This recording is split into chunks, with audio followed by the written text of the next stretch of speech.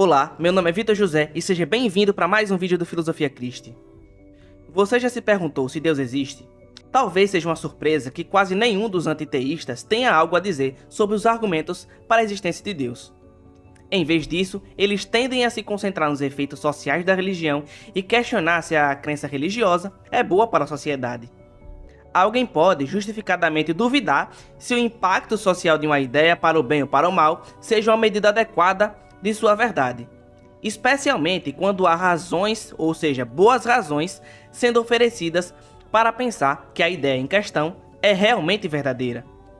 O darwinismo, por exemplo, certamente teve pelo menos algumas influências sociais negativas, mas isso dificilmente é motivo para pensar que a teoria é falsa e simplesmente ignorar a evidência biológica a seu favor.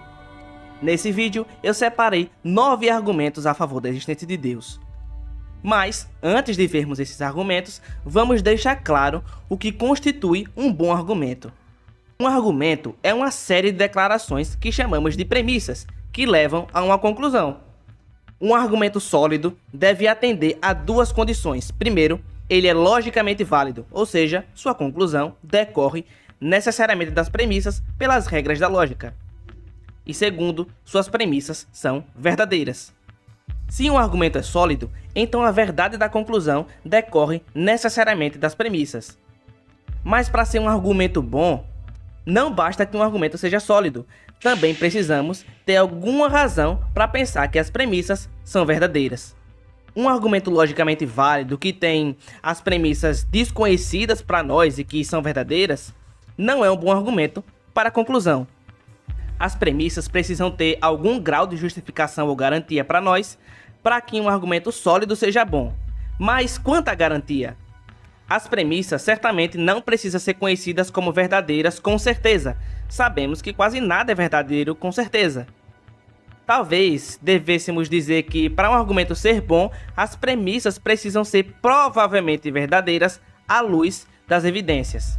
Acho que isso é justo, embora às vezes as probabilidades sejam difíceis de quantificar. Outra maneira de colocar isso é que um bom argumento é um argumento sólido no qual as premissas são mais plausíveis à luz das evidências do que os seus opostos. Você deve comparar a premissa e a sua negação e acreditar em qualquer uma que seja mais plausivelmente verdadeira à luz das evidências. Um bom argumento será um argumento sólido, cujas premissas são mais plausíveis do que as suas negações. Tendo tudo isso em mente, eu acredito que a existência de Deus explica melhor uma ampla gama de dados da experiência humana. Então, vamos agora ver esses 9 argumentos. Primeiro, Deus é a melhor explicação para a existência de qualquer coisa. Suponha que você estivesse caminhando na floresta e encontrasse uma bola caída no chão. Você, naturalmente, se perguntaria como é que ela foi parar ali. Se o seu companheiro de caminhada dissesse, esqueça isso, ela simplesmente existe, você pensaria que ele estava brincando ou apenas queria que você continuasse andando. Ninguém levaria a sério a ideia de que a bola simplesmente existe sem nenhuma explicação. Agora observe que apenas aumentar o tamanho da bola até que ela se torne coextensiva com o universo não faz nada para fornecer ou remover a necessidade de uma explicação para sua existência. Então, qual é a explicação da existência do universo? Por universo, quero dizer toda a realidade espaço-tempo. A explicação do universo pode estar somente em uma realidade transcendente além dele, além do espaço e do tempo, cuja existência é metafisicamente necessária. Caso contrário, sua existência também precisaria de uma explicação. Agora, só consigo pensar em uma maneira de obter uma entidade contingente como o universo a partir de uma causa necessariamente existente. E é se a causa for um agente que pode escolher livremente criar a realidade contingente. Portanto, segue-se que a melhor explicação da existência do universo contingente é um ser pessoal transcendente, que é o que todos querem dizer com Deus. Podemos resumir esse argumento da seguinte forma: toda coisa contingente tem uma explicação para sua existência. Se o universo tem uma explicação para sua existência, essa explicação é um ser transcendente e pessoal. O universo é algo contingente. Portanto, o universo tem uma explicação para sua existência. Portanto, a explicação do universo é um ser transcendente e pessoal. Segundo o argumento, Deus é a melhor explicação para a origem do universo. Temos evidências bastante fortes de que o universo não existiu eternamente no passado, mas teve um começo em um tempo finito atrás. Em 2003, o matemático Arvin Borde e os físicos Alan Guth e Alexander Valenkin conseguiram provar que em qualquer universo que em média tenha se expandido ao longo de sua história, não pode ser infinito no passado, mas deve ter um limite no espaço-tempo passado, ou seja, um começo. O que torna sua prova tão poderosa é que ela se mantém enquanto o tempo e a causalidade se mantiveram, independente da descrição física do universo muito antigo. Como ainda não temos uma teoria quântica da gravidade, ainda não podemos fornecer uma descrição física da primeira fração de segundo do universo. Mas o teorema Borde-Guth-Valenkin é independente da teoria da gravitação que alguém pode construir. Por exemplo, seu teorema implica que o estado de vácuo quântico, que pode ter caracterizado o universo antigo, não pode ter existido eternamente no passado, mas deve ter tido um começo. Mesmo que nosso universo seja apenas uma pequena parte do chamado multiverso, composto de muitos universos, o teorema deles exige que o próprio multiverso tenha tido um começo. É claro, cenários físicos altamente especulativos, como os modelos de gravidade quântica em loop, modelo de cordas, até mesmo curvas fechadas do tipo tempo, foram propostos para tentar evitar esse começo absoluto. Esses modelos são cheios de problemas, mas o ponto principal é que nenhuma dessas teorias, mesmo se verdadeiras, conseguem restaurar um passado eterno para o universo. Há um tempo atrás, em uma conferência em Cambridge, celebrando o 70º aniversário de Stephen Hawking, Valenkin apresentou um artigo intitulado "O Universo Teve um Começo?", que pesquisou a cosmologia atual em relação a essa questão. Valenkin argumentou que nenhum desses cenários pode realmente ser eterno no passado. Especificamente, Valenkin fechou a porta para 3 modelos que tentam evitar a implicação de seu teorema, ou seja, inflação eterna, um universo cíclico e um universo emergente que existe pela eternidade como uma semente estática antes de explodir. Valenkin concluiu: todas as evidências que temos dizem que o universo teve um começo. Mas então, surge a pergunta inevitável: por que o universo surgiu? O que trouxe o universo à existência? Deve ter havido uma causa transcendente que trouxe o universo à existência, uma causa fora do próprio universo. Podemos resumir esse argumento, exposto até agora, da seguinte forma: primeiro, tudo que começa a existir tem uma causa. Segundo, o universo começou a existir. Terceiro, portanto, o universo tem uma causa. Pela própria natureza do caso, essa causa do universo físico deve ser um ser imaterial, ou seja, não físico. Agora, há apenas 2 tipos de coisas que poderiam se encaixar nessa descrição: um objeto abstrato, como um número ou uma mente, consciência não incorporada. Mas objetos abstratos não estão em relações causais com coisas físicas. O número 7, por exemplo, não tem efeito sobre nada. Portanto, a causa do universo é uma mente não incorporada. Assim, novamente somos levados não somente a uma causa transcendente do universo, mas sim ao seu criador pessoal. Terceiro, Deus é a melhor explicação para a aplicabilidade da matemática ao mundo físico. Filósofos e cientistas ficaram intrigados com o que o físico Eugene Wigner chamou de a eficácia irracional da matemática. Como é que um teórico matemático como Peter Higgs pode sentar-se à sua mesa e, debruçando-se sobre equações matemáticas, prever a existência de uma partícula fundamental que somente 30 anos depois, após investir milhões de dólares e milhares de horas, os experimentalistas conseguiram finalmente detectar? A matemática é a linguagem da natureza, mas como isso pode ser explicado? Se os objetos matemáticos, como números e teoremas matemáticos, são entidades abstratas causamente isoladas do universo físico, então a aplicabilidade da matemática é, nas palavras da filósofa da matemática Mary Lang, uma feliz coincidência. Por outro lado, se os objetos matemáticos são apenas ficções úteis, como é que a natureza é escrita na linguagem dessas ficções? o naturalista não tem explicação para a aplicabilidade misteriosa da matemática ao mundo físico. Em contraste, o teísta tem uma explicação pronta. Quando Deus criou o universo, ele o projetou em termos da estrutura matemática que ele tinha em mente. Podemos resumir esse argumento que expomos até agora da seguinte forma: se Deus não existisse, a aplicabilidade da matemática seria apenas uma feliz coincidência. A aplicabilidade da matemática não é apenas uma feliz coincidência, portanto, Deus existe. Um quarto argumento: Deus é a melhor explicação para o ajuste fino do universo para a vida inteligente. Nas últimas décadas, os cientistas ficaram surpresos com as descobertas de que as condições iniciais do Big Bang foram ajustadas para a existência da vida inteligente com uma precisão e delicadeza que literalmente desafiam a compreensão humana. Esse ajuste fino é de dois tipos. Primeiro, quando as leis da natureza são expressas como equações. Você encontra aparecendo nelas certas constantes, como a constante gravitacional. Os valores dessas constantes são independentes das leis da natureza. Segundo, além dessas constantes, há certas quantidades arbitrárias que definem as condições iniciais nas quais as leis da natureza operam. Por exemplo, a quantidade de entropia ou desordem no universo. Agora, essas constantes e quantidades caem em uma faixa extraordinariamente estreita de valores que permitem a vida. Se essas constantes ou quantidades fossem alteradas por menos do que a largura de um fio de cabelo, o equilíbrio da natureza que permite a vida seria destruído e a vida não existiria. Existem três explicações alternativas para esse ajuste fino.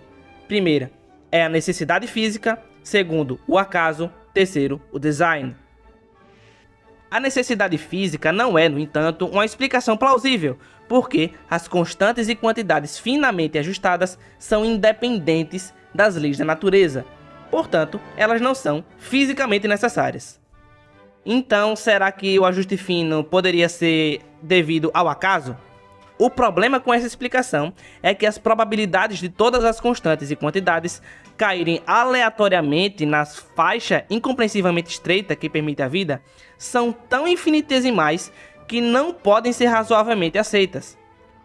Portanto, os proponentes da explicação do acaso foram forçados a postular a existência de um conjunto mundial de outros universos, de preferência infinitos em número e ordenados aleatoriamente, de modo que universos que permitem a vida como o nosso apareceriam por acaso em algum lugar do conjunto. Essa hipótese não é apenas para usar a frase de Richard Dawkins, uma extravagância pouco parcimoniosa, mas também enfrenta uma objeção insuperável.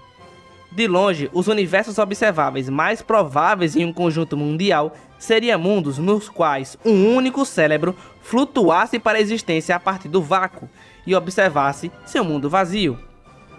Portanto, se o nosso mundo fosse apenas um membro aleatório do conjunto mundial ou multiverso, com toda a probabilidade, deveríamos estar tendo observações como essa que eu descrevi anteriormente. Já que não fazemos, isso fortemente desmente a hipótese do multiverso. Então, o acaso também não é uma boa explicação. Assim, o nosso argumento pode ser resumido da seguinte forma: o ajuste fino do universo se deve à necessidade física, ao acaso ou ao design. O ajuste fino do universo não se deve à necessidade física ou ao acaso. Portanto, o ajuste fino do universo se deve ao design. E agora, um quinto argumento é: Deus é a melhor explicação para os estados intencionais de consciência. Filósofos ficam intrigados com os estados de intencionalidade. Intencionalidade é a propriedade de saber sobre algo ou de algo. Significa a direção do objeto dos nossos pensamentos. Por exemplo, posso pensar sobre as minhas férias ou posso pensar em minha futura esposa. Nenhum objeto físico tem intencionalidade nesse sentido. Uma cadeira ou uma pedra ou um pedaço de tecido como o cérebro não é capaz de saber sobre ou de outra coisa. Apenas estados mentais ou estados de consciência são sobre outras coisas. No livro Guia Ateu para a Realidade, Aproveitando a Vida Sem Ilusões, o materialista Alex Rosenberg reconhece esse fato e conclui que, para ateus, realmente não existem estados intencionais de consciência. Rosenberg afirma ousadamente que nunca realmente pensamos sobre nada, mas isso parece muito implausível.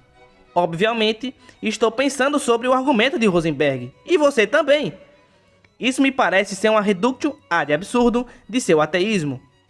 Em contraste, para os teístas, porque Deus é uma mente, não é de se surpreender que deva haver outras mentes finitas com estados intencionais. Assim, os estados intencionais se encaixam confortavelmente em uma visão de mundo teísta. Podemos resumir esse argumento da seguinte forma: se Deus não existisse, estados intencionais de consciência não existiriam. Mas estados intencionais de consciência existem, portanto, Deus existe. Um sexto argumento: Deus é a melhor explicação para os valores e deveres morais objetivos. Em nossa experiência, aprendemos valores e deveres morais que se impõem como objetivamente vinculativos e verdadeiros. Por exemplo, a gente reconhece que é errado entrar em uma escola para crianças com uma arma e atirar nas crianças e nos professores. Em uma visão naturalista, no entanto, não há nada realmente errado com isso. Valores morais são apenas subprodutos subjetivos da evolução biológica e do condicionamento social, e não têm validade objetiva. Alex Rosenberg é brutalmente honesto sobre as implicações de seu ateísmo aqui também. Ele declara: não existe tal coisa como moralmente certo ou errado. A vida humana individual não tem sentido e não tem valor moral final. Precisamos encarar o fato de que o niilismo é verdadeiro. Em contraste, o teísta fundamenta valores morais objetivos em Deus e os nossos deveres morais em seus comandos. O teísta, portanto, tem recursos explicativos para fundamentar valores morais, objetivos e deveres que o ateu não tem. Portanto, podemos resumir o nosso argumento da seguinte forma: se Deus não existe, valores e deveres morais objetivos não existem. Valores e deveres morais objetivos existem, portanto, Deus existe. Um sétimo argumento: a própria possibilidade da existência de Deus implica que Deus existe. Para entender esse argumento, você precisa primeiro entender o que os filósofos querem dizer com mundos possíveis. Um mundo possível é apenas uma maneira como o mundo poderia ter sido. É uma descrição de uma realidade possível. Então, um mundo possível não é um planeta ou um universo ou qualquer tipo de objeto concreto. É uma descrição de mundo. O mundo real é a descrição que é verdadeira. Outros mundos possíveis são descrições que não são de fato verdadeiras, mas que poderiam ter sido verdadeiras. Dizer que algo existe em algum mundo possível é dizer que há alguma descrição consistente da realidade que inclui essa entidade. Dizer que algo existe em todos os mundos possíveis significa que não importa qual seja a descrição que seja verdadeira, essa entidade será incluída na descrição. Por exemplo, unicórnios não existem de fato, mas há alguns mundos possíveis nos quais unicórnios existem. Por outro lado, muitos matemáticos acham que os números existem em todos os mundos possíveis. Agora, com isso em mente, considere o argumento modal ontológico. A primeira versão do argumento ontológico surgiu no ano de 1011 pelo monge Anselmo de Cantuária. Deus, observa Anselmo, é por definição o maior ser concebível. Se você pudesse conceber algo maior que Deus, então esse seria Deus. Assim, Deus é o maior ser concebível, um ser maximamente grande. Então, como seria tal ser? Ele seria todo-poderoso, onisciente e todo bom, e existiria em todos os mundos logicamente possíveis. Um ser que não tivesse nenhuma dessas propriedades não seria maximamente grande. Poderíamos conceber algo maior, um ser que tivesse todas essas propriedades. Mas isso implica que se a existência de Deus é mesmo possível, então Deus deve existir. Pois, se um ser maximamente grande existe em qualquer mundo possível, ele existe em todos os eles. Isso é parte do que significa ser maximamente grande, ser todo-poderoso, onisciente e todo bom em todo mundo logicamente possível. Então, se a existência de Deus é mesmo possível, então ele existe em todo mundo logicamente possível e, portanto, no mundo real. Podemos resumir o argumento que demos agora da seguinte forma. Primeiro, é possível que exista um ser maximamente grande. Segundo, se é possível que exista um ser maximamente grande, então o ser maximamente grande existe em algum mundo possível. Terceiro, se um ser maximamente grande existe em algum mundo possível, então ele existe em todos os mundos possíveis. 4. Se um ser maximamente grande existe em todos os mundos possíveis, então ele existe no mundo real. 5. Portanto, um ser maximamente grande existe no mundo real. Portanto, existe um ser maximamente grande, portanto, Deus existe. 8º argumento. Deus é a melhor explicação para a ressurreição de Jesus. A pessoa histórica de Jesus de Nazaré foi um indivíduo notável. Os historiadores chegaram a um consenso de que o Jesus histórico entrou em cena com um senso sem precedentes de autoridade divina. A autoridade para se posicionar e falar no lugar de Deus. Ele alegou que em si mesmo o reino de Deus havia chegado, e como demonstrações visíveis desse fato, ele realizou um ministério de milagres e exorcismos. Mas a confirmação suprema de sua afirmação foi sua ressurreição dos mortos. Se Jesus realmente ressuscitou dos mortos, então parece que temos um milagre divino em nossas mãos e, portanto, uma evidência para a existência de Deus. Agora, a maioria das pessoas provavelmente pensa que a ressurreição de Jesus é algo que você deve simplesmente acreditar pela fé ou não. Mas, na verdade, existem pelo menos 3 fatos reconhecidos pela maioria dos historiadores do Novo Testamento que eu acredito que são melhores explicados pela ressurreição de Jesus. Fato número 1. No domingo após a sua crucificação, o túmulo de Jesus foi encontrado vazio por um grupo de suas seguidoras. De acordo com Jacob Kramer, um especialista austríaco, ele comenta: de longe, a maioria dos estudiosos se apega firmemente à confiabilidade das declarações bíblicas sobre o túmulo vazio. Fato número 2. Em ocasiões separadas, diferentes indivíduos e grupos viram aparições de Jesus vivo após a sua morte. De acordo com o proeminente crítico do Novo Testamento, Gerd Ludemann, pode ser tomado como historicamente certo que os discípulos tiveram experiências após a morte de Jesus, nas quais Jesus apareceu a eles como Cristo ressuscitado. Essas aparições foram testemunhas não apenas por crentes, mas também por descrentes, céticos e até mesmo inimigos. Fato número 3.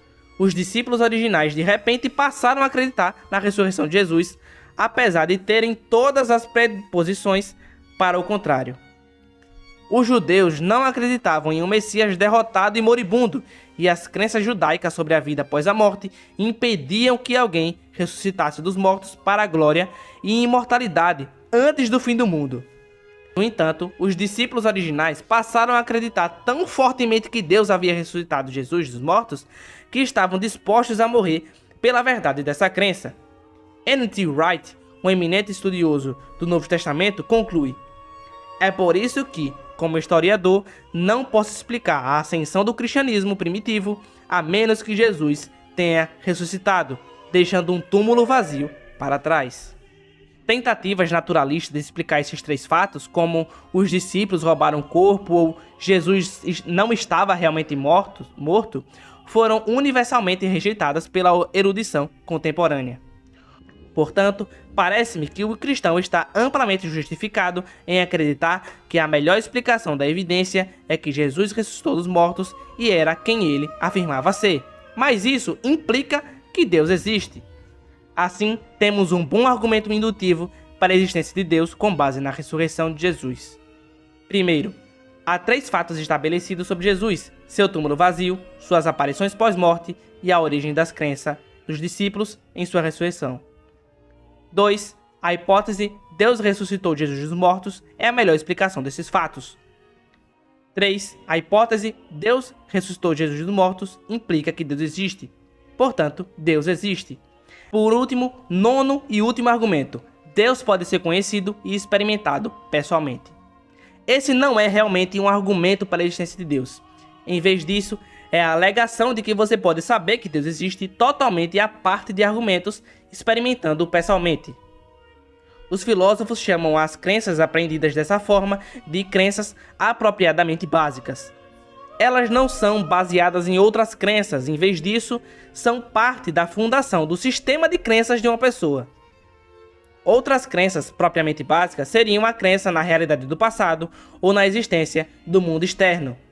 Quando você pensa sobre isso, nenhuma dessas crenças podem ser provada por argumento. Como você poderia provar que o mundo não foi criado há 5 minutos, com aparências embutidas de idade, como comida em nossos estômagos no café da manhã, que nunca comemos de verdade, e traços de memória em nossos cérebros de eventos que nunca realmente vivenciamos?